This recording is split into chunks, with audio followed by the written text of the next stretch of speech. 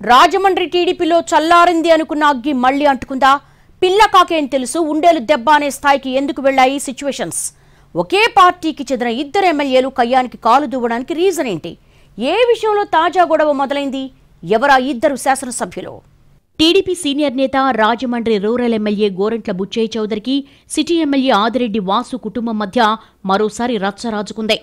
Rajahmundry seat విషయంలో ఈ రెండు వర్గాల మధ్య ఎప్పటినుంచో వివాదాలున్నాయి. 2014-2019 మధ్య పీక్స్కు చేరిన గొడవలు వైసీపీ అధికారంలో ఉన్న 5 ఏళ్లతో పాటు గడిచిన ఏడాదిగా కాస్త తగ్గాయి. కింది స్థాయిలోని నాయకుల మధ్య అడపాదడపా గొడవలు జరుగుతున్నా అవి పెద్ద నేతలిద్దరూ జోక్యం చేసుకునేదాకా వెళ్లలేదు.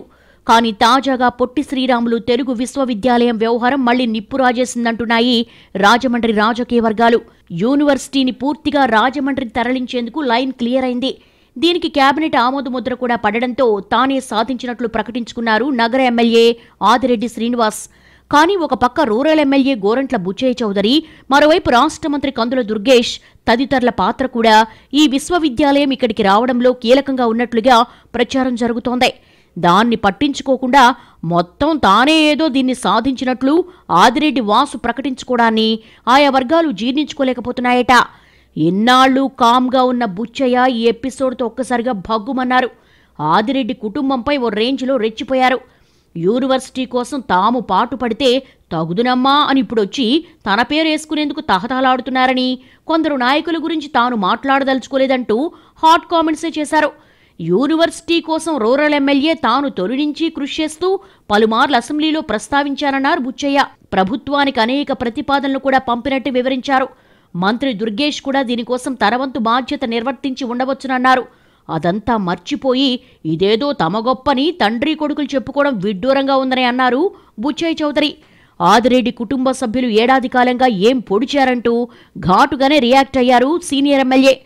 1984లోనే అప్పటి ముఖ్యమంత్రి ఎన్టీ రామారావు ఆంధ్ర విశ్వవిద్యాలయం కోసం 196 ఎకరాల స్థల సేకరణ జరిపారని, ఇప్పుడు ఆ స్థలంలోనే పొట్టి శ్రీరాములు విశ్వవిద్యాలయం ఉందని గుర్తు చేశారాయన.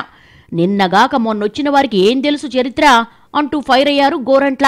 రాజమండ్రి అభివృద్ధి కోసం తాను ఏం చేశానో, ఎలాంటి పథకాలు అమలు చేశానో ఇక్కడి ప్రజలకు బాగా తెలుసునని, దాన్ని మర్చిపోయి తనను తగ్గించాలని చూసినా అవమానపరచాలనుకున్నా సాధ్యం కాదు, అందుకు మీ తాతలు దిగిరావాలి అంటూ గద్దించారు బుచ్చయ్య.